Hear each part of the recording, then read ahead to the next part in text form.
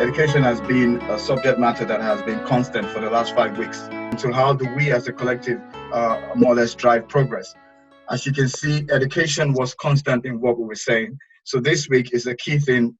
Let's talk about education. This is a huge topic. In terms of digital delivery now, I'm just going to start random because, like I said, it's an unstructured chat, is the chat, right? So anybody has value, anybody can unlock it. Abby, you were in here last week. Is it okay if you set a tone for us in terms of education, just from your point of view, right? So urban schooling and the rural schooling in Nigeria, there is a clear difference, right? So we're trying to say, okay, fair enough. How can we now understand the missing gap between urban and the rural schooling in Nigeria? And then we can go into, going back to basics and other vocational qualifications that can help with that alignment. Oh, okay. Most of us here, I think we had our primary, secondary education back home in Nigeria. And I think it's the same way that children are being educated back home that we had. But I don't think we should necessarily stick to that way of educating our children. There is a book I read, it's about a few years ago by Robert Kiyosaki. Some of you probably know of him, Rich Dad, Poor Dad, yes. Great book. And yes, and one of the things that he said, and I found it applies in, it's many, it makes a lot of sense. You don't need to have, education is just one way. I think they should look at the educational system again in Nigeria, allow children to kind of like give them different opportunities to study. Many things that many things they need to learn in the school of life, they don't teach them in the classroom. There are many things they need to teach them, things, just survival skills. It doesn't have to be so regimented that they come out, they can't find. Education will only give you one skill, will only pay the bills. They need to have other ways of learning, other things they need to learn. So I just think that, I'm not an educationist, I just think that they need to look at the way that our children are taught, identify best practice and implement this. And don't let only children whose father is well known or who has connections to have access to opportunities. I just think there's a lot that can be done for educating our children back home. I like that. I mean, one of the key things that I wanted us to do was set a tone. So I'm glad you kind of set that for us, because there is a lot to be done. There's a lot to discuss. There's a lot to engage on as well from a educational point of view. Going back to basics, it would be nice if someone can set a tone for us on that level as well. Okay, when we say going back to basics, what are we really talking about here? There's something we've identified that is missing, right? What is that thing that is missing that can say, okay, you know what, in terms of going back to basics, these are the steps, these are the things that we're failing to do, these are the things that we should be doing, and these are the things that ought to be done. I think that would help build a series of conversational points that we can use as engagement points here. Benga, if you don't mind, right, just if you got some time to tell us, when we say going back to basics, right, from your point of view, it'd be nice if others give us what would you say is that clear definition of going back to basics, since we already know that education is a fundamental problem? Back in the days, the level of education we had at that time, it was like much of a priority for the government that was in power at that time, because you have to look at the allocations that was put for education. It was really much. There was a lot of fundings for it. But if you look at the time of Awolowo and the rest of them, when schools was free, there was a lot of benefit. But if you look at education now, the funding that goes towards it is not that much. So obviously, they have, I don't want to say misplaced priority, but the way they look at education now is different from when we went to school together and when other people that were seniors went to school at that particular time. So for us going forward, I feel we as individuals or collectively can do much can add value and not depend on the government before we can make education a priority, because illiteracy is a lot of shortcoming Yeah. for we Nigerians in what we do, because lack of education, simple things, we are not getting it right. So education should be priority. From what you said, yeah, you said something that's fundamental here, which is funding. All right, that might be struggling. Back home in Nigeria, we might not be having enough funds to sustain the quality, or rather the type of education we would want to turn out to these kids or next generation. That might be one problem. Bear in mind that this is a huge topic, and I'm pretty sure everybody has their own opinion about what can be right or what should be right in Nigeria. Right now, if you look at the collective issue from an educational point of view, funding is a key thing. Obviously, with monies being stolen and all that kind of stuff, funds are not cascaded down to where it should be impacted. But I don't think that's the key point, right? I don't think that's the main value that we're missing. We have an educator here, and then obviously we have a situation where we have students as well. People who are studying and doing all kinds of stuff with the university that can have that comparison between the education we're getting from the diaspora and then in education within Nigeria. So, Mr. Tai, you're an educator, right? If you can set the tone as well, we've already have Abby has set the tone for us, saying, look, education should be split. It shouldn't be just the rich people or, having more or less the best education. And Genga said there's a level of funding. From your point of view, now that we're just collecting different aspects of it, what do you think is the ground failure at the moment from an educational point of view, and how can we bring ourselves back to basics? Education, when it comes to you refer to funding of education. When we fund, when a society funds education, they look at things that schools, universities, and other institutions need to provide for a better society that suits them, not a carbon copy of somewhere else. Now, do we fund education in Nigeria? No, we don't fund education. We rather fund corruption. We hear of billions of naira and trillions. That's just peanuts. I mean, you see, just a fraction of this amount of money can go a long way in funding education in Nigeria. Now, that's one aspect. The vast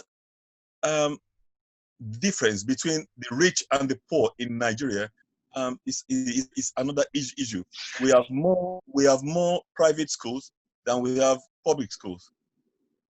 Now, going to public schools and feel sorry for whatever products you think they can get out of those schools.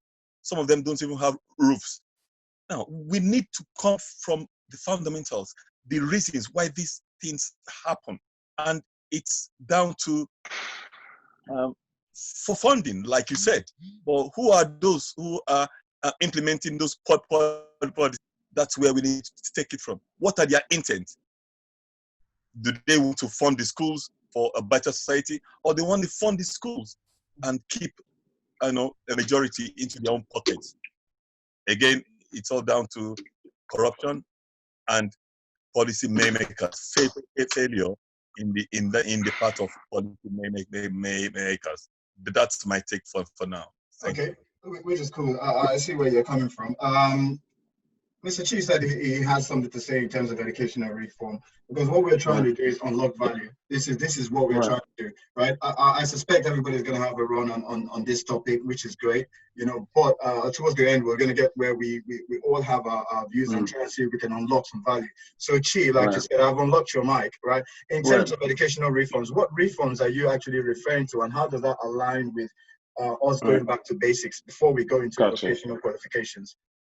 Okay. So the education reforms that I was speaking of had to do with, if you remember, in the 70s, the education that we had, we did the 6 years primary, 5 years secondary, and then 2 years poly or university tertiary. And then we switched to the GSS format where we're doing 6-3-3-4. But with that, we had to adhere to universal basic education policies set by United Nations. That was one. That was what prompted that. And then also we had to incorporate ICT, information and communication technology. I think we just bought the policy, but we didn't execute it, right? So there was that gap in policy and implementation. Now, secondly, there's a difference between learning and education. Right? So when we learn like literacy basics, right? We're doing literacy, numeracy, problem solving, and oral expression. Right? Nigerians are good at problem solving. That's not an issue. Oral expression, literacy from the ground up, we do lack in that regard. And I think that's because we teach in Nigeria, we're taught to pass an exam as opposed to learn the content to gain that. Like the whole idea of getting an education is for us to feel enlightened and empowered, right? And so that would give us a better way of life. But in Nigeria, I beg your pardon. So to cut long story short, no point dwelling on the issues. I think we need to focus more on ICT, especially now that learning has been democratized, where you can go online now. And there's out there for universities and Nigerian university students who are on a break, there's a strike, you can get access to MIT courses online. There's all these massive online open courses that are free, you know, so, but I think the issue is how do we curate a curriculum? Otherwise, if you go down the whole online route, you could get lost in a minute. You go on statistics, you end up in calculus. Right, because of the algorithm. So we need to structure out, and that's where we can help. From diaspora, I could say, all right, we're setting up an online forum, and there's a curriculum for if you want to go into coding, programming, you know, set up something where, and then give them links, resources. This is where you can find it, all free of charge. We don't have to rely on, oh, why are you not doing anything? Oh, we're on strike. That's no excuse anymore. You know, we need to empower ourselves, like, you know. That's thanks a lot for that. Thanks for that. You see, at the end of the day, you said a few key things in alignment with what we're trying to do. The conversation needs to continue, and being part of that conversation is what this is really about, right? You hinted on other kinds of education, not just going to school, and that leads into our next kind of thing, which is vocational qualifications and how relevant they are. Don't forget that we're trying to say, okay, are we all aligned to catch up? You know, if we are not aligned in terms of catching up with other forms of education happening outside of Nigeria, then we were struggling, right? Let me go back to Ty and just ask him one or two questions, and then we can jump to Sandra, and then, you know, a few other people there. If you have a question, just raise your hand, please, right?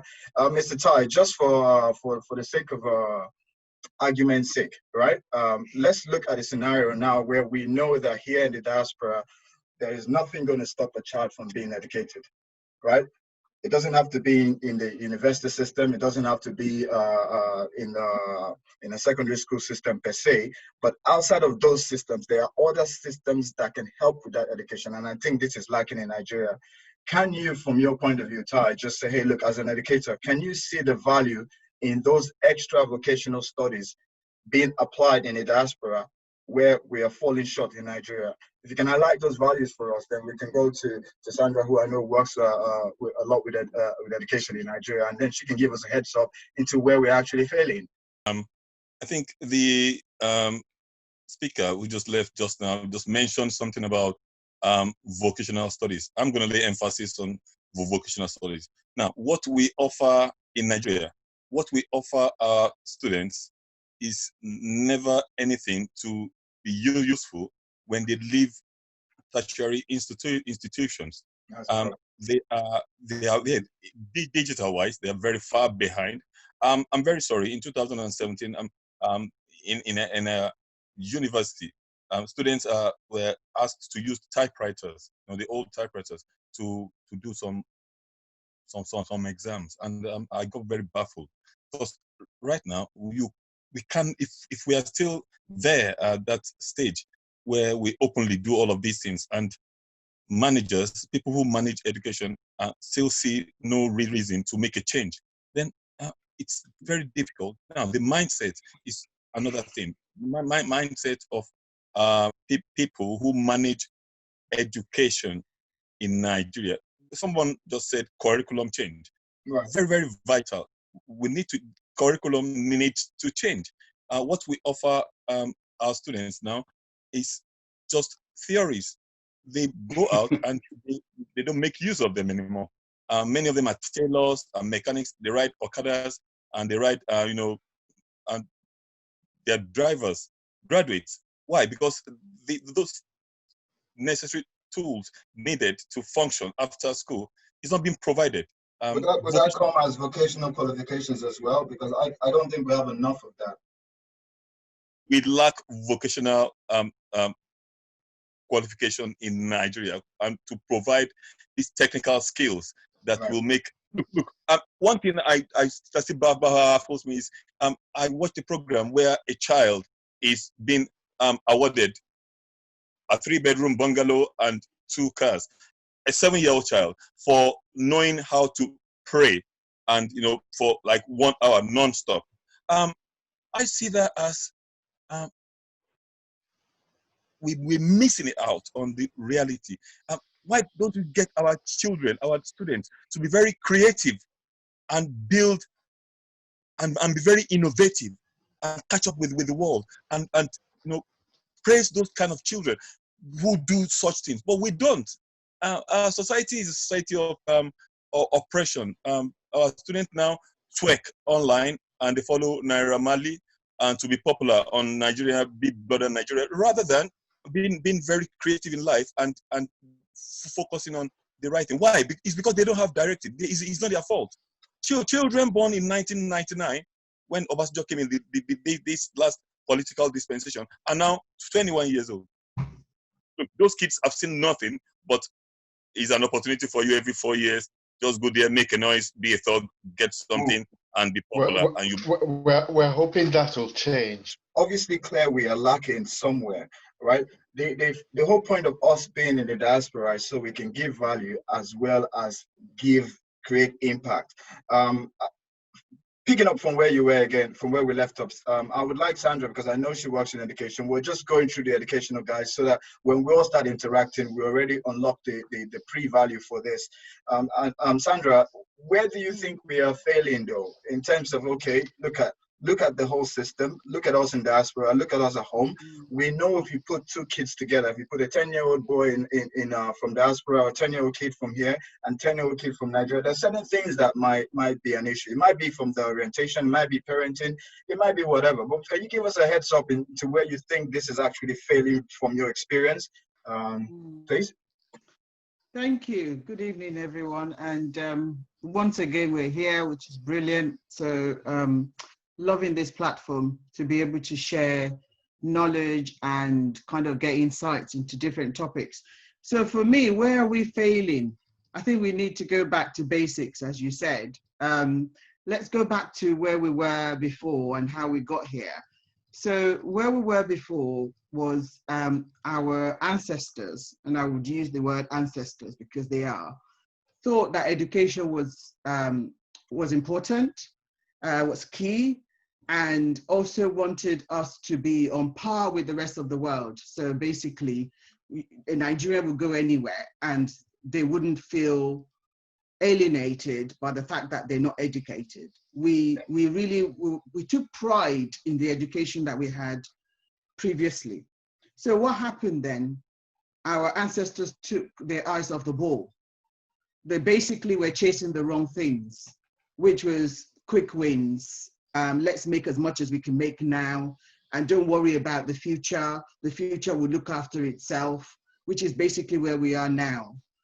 I remembered when I was growing up, my mom used to say this thing around, don't use all your 10 fingers to eat. You know, that's really important. I think in Nigeria nowadays, we use all our hands and feet if we can get it. Well, can you tell us what that means, please? I know it's a nice part. And don't think about, it's about thinking about the future. It's about not here and now. Nigeria is about here and now. We're not building any legacy. And this is the reason why we are where we are now with education. No legacy was formed. There was no one thinking about what's going to happen in 10 years' time, 20, 30, and the rest of it, when the whole world has changed. when ICT, as Chinye said, has come into being, and then we're lagging behind. Students are in classes, they haven't seen computers, and they're doing computer science. You know, who does that? What nation does that? So for me, we have failed in a lot of different ways, and a lot of it has been said already. We need to go back to the curriculum. But for you to be able to go back to the curriculum and reform that, Chinye mentioned reform, you need to think about the people that are going to teach this curriculum. How much training do they get? Right. Here we have inset, and Ty would know that. 5 days a year, you know, teachers get teacher training, in-service teacher training, which is inset. What is that? That's development. They are learning as well as they're teaching the children. We may have that in Nigeria, don't get me wrong, but you can only see what we have by what product that we churn out. So if the products are not fantastic, if the outputs are not great, then you've got to look at the input. So for me, we could go about it, you know, a very long time. Right. But I think we need to go back to basics in terms of curriculum, in terms of the teachers, in terms of looking at technical skills. Not everything has to be academic. You know, not all children are wired to be academics. You know, people like to work with their hands. Some like to work with their brains. We've got to create an environment where everyone feels like they have something to learn, to impart, and grow, you know, to grow the Nigeria Federation, if you like. But we don't have that. And the reason why we don't have that, and I will say this, and then I'll let everyone else come in, is the fact that our ancestors thought that they don't have to worry about it because their children are not being taught in that environment. So they're not invested in it. You know, and I'm so passionate about this because, like, this has gone on for too long. You know, if you look at the United Nations report in 2017, it said that 263 million children in Nigeria of primary age, secondary age, are out of school. That is sad. You know, Nigerian government should be ashamed that we have that, and it's growing. You know, not to even think about the ones that are in school and not learning. They come out of school and they can't function in society because they've never been taught how to function. They've just been left to kind of module through. We cannot continue like this. We cannot continue to module through. They deserve, every child deserves to be trained by the people before them. We should stop failing our children. You're right. So thank you. I mean, you're very right. And I mean, I couldn't have said that better because the passion is real. This is a key subject because from when this whole platform started about roughly 5-6 weeks ago, one constant factor has been education. Okay, the issue is we are trying to unlock value from an educational point of view based on what we know is missing, what we know is lacking, and what we know we can actually do. The lady who was hopefully going to give us a 1 or 2 nuggets, then she had left. I'm pretty sure she's got some internet issues. So if you know about the problems we're facing in Nigeria, Prof, and you can tell us as well how you see that problem and how you think we can fix it, just borderline around the case in point, which is where are we failing? And then Mohammed can interact. Thank you so much, guys. I'm deeply impressed by the kind of conversation that I hear going on. And I'm in electrical engineering. I'm a professor and chair of electrical engineering at DUT, the University of Technology here in Durban, South Africa. Of course, I'm from Nigeria. What I just want to bring to your attention really is that I do make it a very significant habit to recruit a few Nigerians on almost a yearly basis to do their postgrad studies at the master's and doctoral levels in engineering.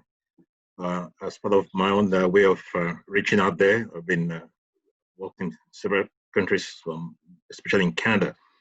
But what I want to just add to this discussion is a different picture we need to put in mind. Great. When you have a very weak infrastructure, education is difficult. For example, I mean, I work in the area of power generation. I work with ESCOM right here in terms of research and development, where we manage about 45,000 megawatts of grid power, you know, in terms of generating capacity. And the Nigerian infrastructure grid itself, beside the use of standby generators and all that, is probably less than 10,000 megawatts. A child that does not have, even if you don't have the basic electricity, running water, you're talking about even the issue about internet now and so forth. A very fundamental infrastructure, which is the electricity industry or infrastructure, is not adequate, and that hampers not just education, it hampers industrial development or industrialization as a whole, manufacturing, and you can unlock full value in terms of employment and so forth. You can see what Dangote is doing. When he builds a major company, he builds a power station to drive it, which is unfortunate, but that's just the only way you can survive. And that's the model he's using, which is unique in the whole world. Nobody does that. But Nigerian circumstances require that you have to think outside the box. Yeah. So what I just want to encourage us here is this. I want to encourage us on one key point. I have received several Nigerian students right from although I take them from after first degree. So I did it mainly the adults, not the basic education, which is a bigger focus here. And one of the things that impressed me about Nigerians is the ability to catch up and respond to challenges, the creativity, the discipline, the determination, when well guided and instructed. And I have found them people that it's a matter of just creating the right environment for them to bring out this value. Right. I've walked across Africa. My contacts at work has gone as far as Japan, Taiwan, mainly based in Canada. I still say this very firmly, and the statistics show that the most educated Africans across the whole world are still Nigerians. You're right. So I know that we are good at criticizing ourselves to make us do better, which is good. But I just want us not to be too downcast about it. I'm very concerned about the issue about the infrastructure, because the infrastructure is not good. Education, quality of life, employment level, and all that will be hampered. Then the last thing I also mentioned very quickly, please, before I stop talking and let others take over, is this. Let's put things in context. Many of us came out of maybe, when I look at the faces there, many are young folks, a few are probably over 50 and so forth. But you find that from the 70s, the Gowon era, after the Civil War, you now go on to Murtala Muhammad, then come to Passenger, and go on to Shagari. And if you go to those times and all that, when you project and see the number of students we had in the population and the population growth, it has been very explosive. And I was reading reports about funding for education that the government is struggling. In South Africa, the government is doing a lot, but they can't do it all. So I think we should also focus on not only agree with what you guys have said, there's a lot of waste, a lot of wrong priorities, but we need educated people in leadership who will influence policy, and we need to harness the power of all of us who are abroad and try to see how we can make impacts there. Let me stop here. Thank you so much, sir. Awesome, Thank Prof. you. I'll tell you the truth of the matter is, right, like you said, Prof, I understand it's your first time on this call, and I'm hoping and praying that, you might have time to drop some nuggets of value with us going forward. We have touched on the topic. We have focused on how. The issue is, how do we come up with this so many hows?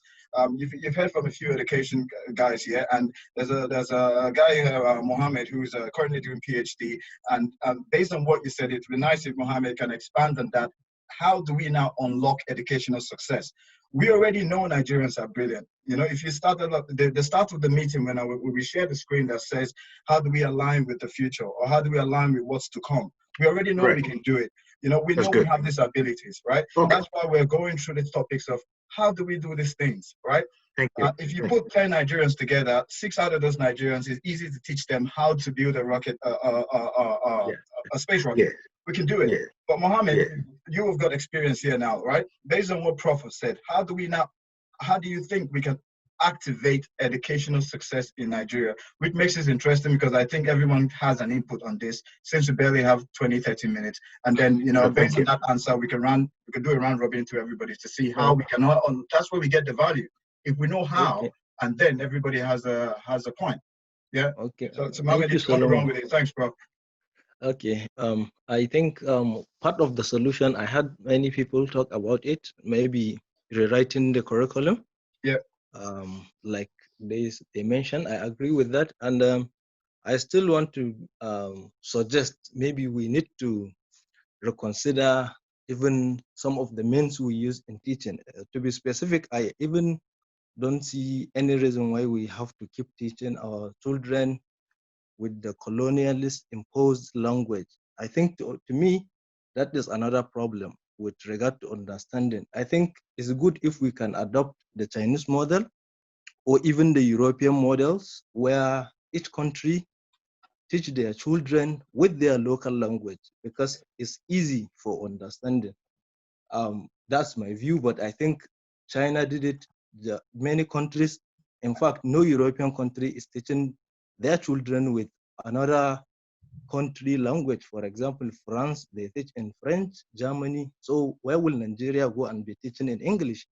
Maybe we are confusing education with language. Any language can pass, it's just a means to pass knowledge. So maybe that will help because the system is not working. We lack quality education. Then writing the curriculum. Another problem I think we had is we always copy. We don't come up with our own solution for our problem. You see, we have a problem, we should look at it our own way and try to solve it. We can copy from others where we need to copy, but there are things we don't need to copy. You look at your own reality and then come up with solution. Here I agree with people that talk about writing curriculum, writing history, sciences, let's get this thing right. So I think those are some of the ways to go. And then value for the teachers. Teaching in Nigeria is not something that has value in terms of career. Teachers, if you hold your teachers with esteem, with high value, it will make it like attractive to intelligent people and young mind to go in and venture into that system. So we need to value the teachers and make sure, we celebrate them. We make sure our society value education at large. So this is so far my take. Awesome. Okay, this is going to take us obviously to the end of today's call because we've got another 20 minutes. Should we just do like a roundtable with people who's got 2-3 minutes to sit on the question as how do we unlock our educational value? You can come at it from a negative point of view, so highlight what's failing, or you can just go straight into something positive and say, if we do this, that. The reason why, because this is to keep that conversation going. We know we don't have the answers to all this question, but if we have the conversation can aid those who can come up with answers. Okay, yeah, okay. I am in a sector that is always referred to as a vocational sector. Right. Internationally, the fashion industry is a profession, but because of where we are and the trainings that we get from most of the higher institutions, right, we tend to follow that vocational training. But for me, I've tried to take an international standard when I do my training so that the students that will graduate can continue and further anywhere in the world. So I think first it has to start from within. What do you want to give out? How do you want to give out or give back? Industry. Yes. Giving, no, how do you want to be perceived in your industry? What are those little things that you're adding? Even the universities that we went to, there was still a bit of standard that they couldn't go above because of, I don't know, maybe the people that were teaching us, the standard in which they were. And 15 years or 20 years down the line, they're still even doing the same thing. They've not been able to improve on what they had taught some few years back. But Tessie, this is where we come into play. Sorry, this is where us now as a collective, this is where we all come together into play because we know that system has failed, right? So now that we've got this enlightenment, I know you were successful in what you're doing and that's taking some orientation. How do we now activate that educational value to the next generation? That's what we're trying to unlock from your point of view, being an entrepreneur. But what do you see as the key thing in terms of activating that educational value? I'm going to tap into what Professor said about the infrastructure. The basic infrastructure has to be in place. electricity is a vital infrastructure. Without infrastructure, we can't do anything. Now we know that. We are all here as a collective. Going forward, I believe that setting tasks of ourselves and achieving these tasks will drive a narrative which will help deliver what we are trying to achieve. You know, we're 17 participants here today. I believe that if we set an objective as a group and deliver it, I think it's progress moving forward. I think that's what we need to do. Okay. Thank you. Fair enough. David just highlighted activation there on a very, very high level, because obviously that boils down to the individual. The individual take responsibility, understanding there's a level of ignorance or lack of knowledge somewhere, and see how you can fit in that gap. Abby, from your point of view, in terms of activating success, right? David has hinted that, you know what, setting tasks is key, but us here in diaspora, we already see things that are not right, you know, but we see where we can improve things. So, well, how do you think we can activate that educational success? Well, I think that education itself, whether it's formal or informal education, should start from the home.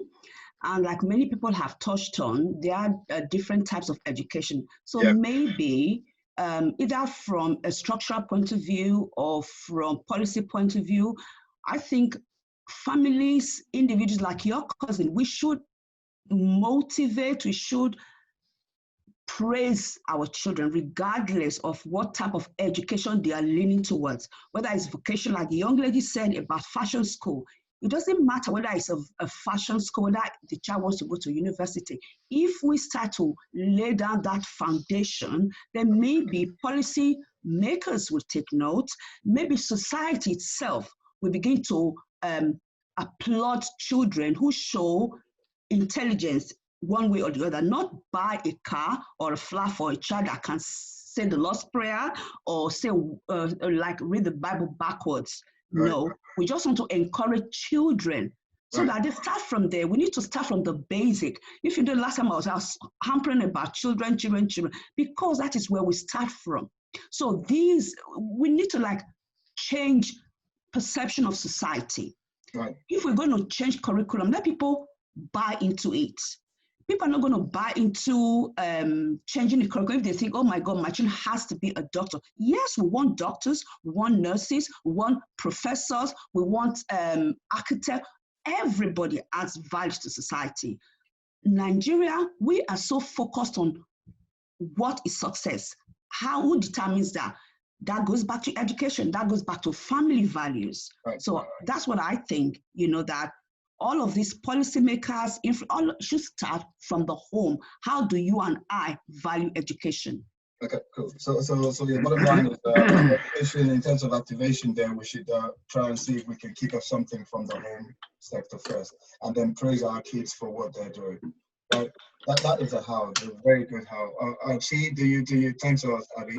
In terms of activating educational success, right? Don't forget, from what we discussed before, education is not just academical, not just going to school and learning. There's so many values you can get from even this conversation. We can replay it and somebody can get some value. So from your point of view, just based on what has happened, is there something unique that you think we're missing out from that activation? Right, yes. So we can start vocation we need to reduce the emphasis on paper qualifications. Okay. Right? And let people know that your education should be tailored to your employment orientation. So right? Basically what you want to do. Yeah. Right. So you got to have a vision of what do I want to do? If I want to be a clothier or a plumber, right? I really shouldn't be focusing on microbiology courses. Of course, yeah. So to speak, right? So you take your initiative. That's one. And so to add to that, the private-public partnership has to come in. So they would act like a union to say, okay, we will liaise with these schools. Right. We'll take 15 from here, your top metal work students, your 5, different vocations, like if it's electrical works, whatever it is. Right. Okay. Because if you notice, in the Western world, there's a different stigma attached to a plumber and a plumber in Nigeria. We need to get rid of that. Another factor that we can help is with the youth service corps, because they are the bridge, right? Because they're the ones who they get posted to rural areas, right? And they have to go to secondary schools. Like we had youth service teachers, but guess what? Half of them don't attend, and they have the attitude, and it's not their fault. But the only way is we need to let them know, listen, you are custodians of educational legacy here. Okay, it's not about Alawi business here. You are, come on, man. You are shortchanging yourself here, and then it will trickle down. And so the graduating class would be like, oh, I really want to be like my youth service teacher. You know, she's a you know. I think that's where the inspiration would come from. Another issue. So we talked on the youth service and the private sector, and then we're in diaspora. Another issue, I know the complaint has always been, oh, Nigerians haven't got digital, haven't got data. They vote on BB Niger the most. If Nigerians really want to, when a new song comes out, they are on YouTube for Naira Marley, but they wouldn't go on to, you know, free education. So it's priority. Are you saying that there's a lack of focus somewhere, that activation could be a focal point? If we focus on what we can achieve, then that would be an activation point. Right. So and to add to that, it's just we need to educate them more, and that's what we need to really deal with the use of the TV. So listen, a laptop is not just for doing Yahoo business. A laptop is actually a gateway for you to explore and open your mind and actually educate yourself. It's not for money making only. There are other ways of doing things. So I'll leave it there. Thanks, Chief. Just for the sake of time, we've got about 10 minutes. Just to go around robin again, I see Sandra, if you can give us quick nuggets on how we can activate, and then we can go to Mr. Nee, and then we'll go back to Benga, go back to Ty, and Jason is on the call if you're willing, and then, you know, we can pick it up from there. Yeah. Hi, Sandra. Just a case of, hey, look, okay, from your point of view, based on your vast amount of experience working with schools and education, how can we really activate that educational success that we definitely crave as Nigerians? This is for a casual listener. Let's say. Thank you. So I like the idea that David said, you know, we've got 17 people, did you say, on this platform. If we all take something away and say we're going to do something, then the ripple effect can be quite impactful. So for me, I've already started that. So I set up a charity organization 3 years ago, and it's basically interfacing with children in Nigeria, and particularly in Lagos and Ogun State, because Nigeria has 36 states. It will be too huge as a project to start with. And what do? We actually interact with the children and make sure that they have some of those infrastructure that you're talking about earlier, Professor Davidson, and also to have the resource that they need, you know, name it, books and exercise books and things like that, various things. There's a whole load on the website, because we have a website that everyone can go on and check us out. In addition to that, you know, we are taking ourselves and a group of us to Nigeria next year to do a summer school. And the summer school is going to be looking at things like career services, career advice that Chinye talked about. A lot of children don't know what they want to do. You know, it's very difficult for them to kind of figure out, navigate through life in terms of what area do I really want to go into, because they've never had a taster of anything. Here, they take them to various industries and things to give them a taster of things, and then they can select as time goes on which one they really do want to do. I don't think we have that as such in Nigeria. So career service, you know, the summer school would also look at things like first aid. You would not believe it if I tell you that a Nigerian child who sees his or her parent choking next to them will not know what to do with them. I won't be surprised. You know, whereas here in this country, before you know it, they either ring 999 or they're doing something, you know. So we want to try and educate from the grassroots. So the summer school is looking at that. We're already putting together packages of things that we're going to do that. So we need to, if we really seriously want to help Nigerians, we need to take something of ourselves and say, I'm ready to do this. I'm ready to put my head on the line, and I'm ready to support, you know, because we can all talk about it. We all know what the issues are, but it's the solutions and implementing the solutions that's always the stumbling block for a lot of people. We need to do something. Thanks. That's exactly why we're here, Sandra. Thanks a lot for that nugget. That's exactly why we're here. Jason, if you can give us from your point of view as well, we are trying to align with how we activate educational success. Sandra obviously has already started doing that. So she's activated herself on a level, which is great, right? People listening to her, we say, oh, this lady's already doing this, right? But we want to not only unlock things that we haven't done or things we need to do. From your point of view, from the individual point of view, now, how do you think we can activate educational success? It doesn't have to align with anything we've said because you're a unique person. So if you can tell us from your own point of view, you know, just for the sake of time, speed that up, and then we go into Nii, and then to Benga, and then we'll end up with Ty before we do like a close roundup. Yeah. All right then. Good evening, everybody. Thanks for inviting me in.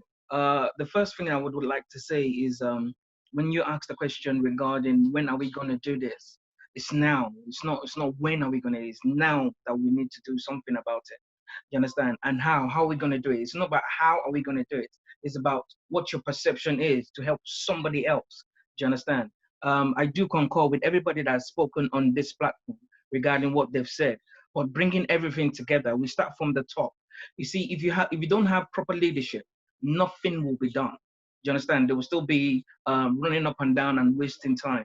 But if we take care of that before any infrastructure is made, any curriculum is made, we're talking about curriculum. We don't have light. Yeah, but we have country that is 24 hours sun ray for solar system. Do you understand? We don't have equipment. We use second-hand equipment, but we have knowledgeable people that could do it. We don't have resources to do it, but we try and borrow other resources. But the resources we are living on the resources. Do you understand? So if we have somebody to teach us on how to do so many things, none of this would be a problem. Do you understand? In terms of education, when I was there in primary 6 and I went to SS1 at that time, all the biology class, the physics class, the chemistry class were just moldy and full of dust. Do you understand? All the labs, all the test tube and everything was just there. Nobody could teach us how to do it. You understand? You wanna excite kids, university people. Instead of them dancing to all this rubbish, you want to excite them. You want to show them things that would make them. You understand? I also concur with the lady that said, you know, it's not about 24/7 education. Do you understand? We can't all be a doctor. We can't all be a lawyer. Do you understand what I'm saying? But Jason, just to cut you short, sorry about this, but the key thing is, right, everything you've highlighted, right, for the last 2-3 weeks, we've been bantering about this, right?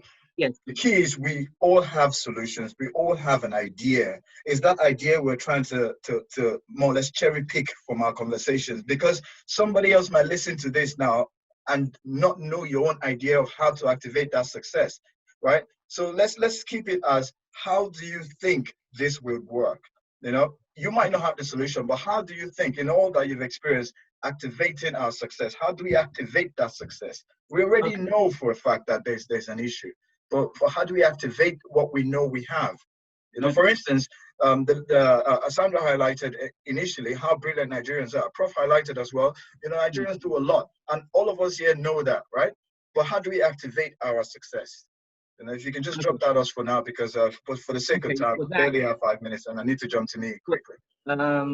Sorry about that then. For that, in the way of me trying to activate how I would make sure that Nigerian people will be okay, I started from here. A couple of years ago, I became a mentor for Queen's College Hospital. Do you understand? There's so many that you could help with words. Do you understand? But when you do teach them on how to be, because you're a mentor, when you teach them on how life is, you make sure you imprint your morals, a good moral on them, that what I'm doing for you, you pass it on. You never know when somebody, you speak to friends or family, and the person has the ability to pass it on to somebody in Nigeria. You see, if you don't fix the people around you, right, yes, it will never go forward. Do you understand? I also have people that I mentor in Nigeria. It's not always about money. Sometimes it's about how do you know this person? How can I do this? How can I do this? Do you understand? We have a mentor. Like if we at one like now, let's choose one person.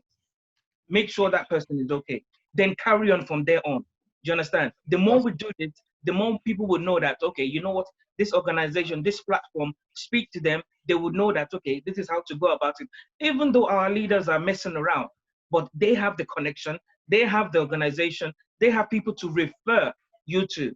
So that in terms of this, in terms of family having a trouble, husband and wife having a problem, issue of fighting, if you have a person to refer to. Do you understand? In terms of counseling, this and that, you have that in hand here. You understand? And in Nigeria, we do need to make sure that everything gets to them at the right time. Okay, cool. You said something that was key. You must have noted me nodding my head there. When you say we have to do it from here and then we need mentoring. I will move over to Nii now. Thanks a lot for that, because you see, like we were saying before, right? If we focus on the problem we have, especially the educational problem, 1, 2, 3 hours is not enough for all of us to say what we have. But when we start unlocking the key values, like you just told us, if we didn't say that, I wouldn't know you were a mentor. I can contact you tomorrow and say, look, I have a few people that like to be in your mentoring program. That's an activation point, right? I'll move over to Nii now for obvious reasons, because we really don't have time. Nii, please, if you can tell us, I know you experience in education as well, and you have been a leader in so many instances. So how do we activate that educational success we know we all have? You know, considering, I mean, all of us here at some point, we're excellent in what we're doing in school, right? So how do we activate that, our educational prowess, right? Well done for the work you're doing. I really appreciate, and for this you have started and the discussion that keeps going on. As for solutions, if we can't have a database or like a collation point, because everybody said something that is very useful. Yeah. I've been taking notes of something, or maybe there is a review after here and now, where you write things down and you put it out. That's one. Number two is to start collaborating with NGOs and those that are actually on the ground in Nigeria, like Sandra does. I've seen that in the message, in the chat box, she's put the organization that she started in Nigeria. Yeah. People have already invented the wheel. People like me don't need to start inventing a new wheel. Yeah. Always use this platform that you have created to join up with people like Sandra to push agendas forward. Because to change minds in Nigeria, the decay is massive. But to change minds, when people see examples of success, they will change the way they do things. Yes, we can talk about changing curriculum and all that. All that is, but we have to do it as a microcosm in a point in Nigeria. And people like started that. So people like us in the diaspora, the way we can transfer knowledge, the way we can transfer, we can impact education, even in every, not just education, in every space of life in Nigeria. The way we can do that is to join up with people like Sandra, and so that she has a success in the local area where she's working on. And then people in power will see that, or when we start talking to people in power, we can say, look, this is what we've done so far in the last 2-3 years. Why don't you copy this and make it big? Awesome. I think that will be a great thing going forward. Thank you very much, Nii. I mean, that borderline highlights leadership integrity as well, when we take ownership individually, and that essentially makes us leaders in our own thing, and that helps bridge that gap. We've been trying to get hold of Adeso. I don't know if you're okay now. Based on what Nii just said, you know, those are collaborations, those alignments, those key things that we come together and do something and then amplify what it is we're doing. I know you complained about stuff before in Nigeria, you know, no light, no internet, and all that good stuff. But we have a success story that we know, which is Nigerians, regardless, we have a brain. you know, a very, very high functional ticking brain. So how do we accelerate or activate that educational prowess that we have? We've unlocked a few values here. Can you give us yours, seeing that you are in Nigeria as well, Adeswa? I know your line is a bit tricky, but you can try. Well, the pandemic has kept children at home for months now. I must tell you that only the children in highly placed private schools are the ones receiving learning, because they are the ones the parents can afford the data and have access to Android-powered phones. The rest of the children, which I'm sure is more than 80% of the children in this country, are not having any learning. In the northern part of Nigeria, because I work in a publisher, I'm a publisher, so we have schools we relate with over in the north. Nothing is happening. Even the private schools, there nothing is happening, because the parents don't have access to data, they don't have access to the internet, and they don't have access to Android-powered phones that their children can receive learning. So children are home. Already they have lost a year, because the government is not interested in opening schools this year anymore. So those who will not lose a year are still the children that are from prominent homes that the parents can afford it. That's the situation here. Thanks, Adeswa. Fair enough. I mean, that's not going to help the masses, but there's a level within there that I think that we can activate as well. If by creating the awareness you just done, this is what is unique in what we're doing, because some of us might not know that is a problem ongoing at the moment. We might not know. We might be thinking about things only offline. You know, whereas there's an online inclination that we need to align with. Going forward now, we highlighted in the beginning, okay, activating success is one thing. Let's hear from a pure educator in Mr. Tai, who knows exactly how this thing works. Just to wrap it up, we barely have 5 minutes because we started 5 minutes late, please. So we can wrap things up, and then, you know, back to Prof, and then you know, if we can close it up with how we want to really, really achieve our level of success, which is what value can we now realize from the knowledge that we have? How can we now transfer? I think, Prof, if you can end that for us on how we can transfer the knowledge that we already have into making things okay. That's after Tai has told us his own activation point from an educational point of view, because he's in that sector. So Tai, going back to you, how can we now activate our educational prowess, considering what Adeswa said, the pressures we're having from Nigeria, and obviously the brilliance that we know we have? Well said from all participants here tonight. There's one thing I must lay emphasis on, which is we must all have this spirit of investing in people. Right. See, when we invest in people, we leave a legacy. Permit me to just use this analogy. I'm a rich man. I have enough, and I buy myself gold and all these worldly things. If I pass on, those things are only of value, of precious value to me, but it's free and I give to someone in inheritance or which other way. Now, if we invest in people and we live this world, what we live is a legacy of changing lives. What Sandra is actually doing is something that I've always supported. We all on this forum can help some schools. Let's start from within ourselves.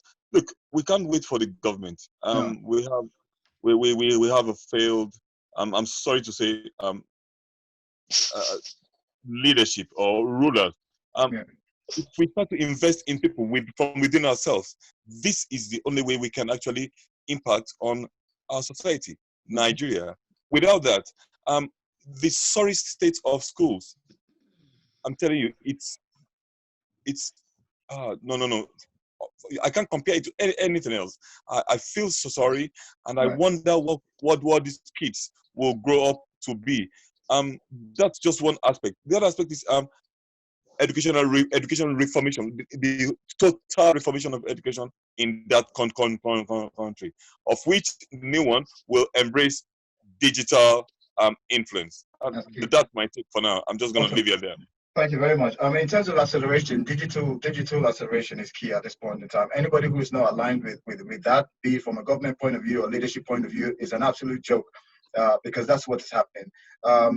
guys, we've burnt out 1 hour. And next week, I'm pretty certain we'll continue with the topic education, simply because there's so much we've taken down, so much we've aligned on, and there is actually a level of continuity attached to this, which I've already mapped out. So we'll continue on that, where we can really go nitty-gritty into where education is failing, infrastructure, teachers, and all that. All that's next week.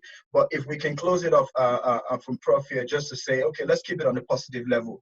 What are the key values, and we can realize from the knowledge that we have? How can we transfer that basically to Nigerians? So we're going to transfer, say, your knowledge. What are the key values that you as an individual would be willing to give back to the community? Community initiative is critical. I want to encourage us in diaspora, form little groups of WhatsApp connection to your high school colleagues and all that who are the same age group anyway, and so on, and make connections with the local communities out there. We, for example, have adopted a high school back in in Nigeria, for example, to provide an ICT lab with a solar power inverter storage battery system to serve as a backup in case of blackouts, and find ways to hook up this school. Is this in alignment with the government or individual? No. It's an initiative. I'm an electrical engineer. Great, okay. We're doing that. So what I'm saying is that I like what the last speaker just said. We can't wait for governments that is failed. So I want to encourage, set up little WhatsApp groups. Not like we are talking. I've not met you before, but we're here together. And link up some of those folks and harness the power of your alumni across all these various schools and all that, and find those who are passionate about them to undertake specific targeted projects to specific schools, kids, institutions, states, or whatever, and implement those projects successfully.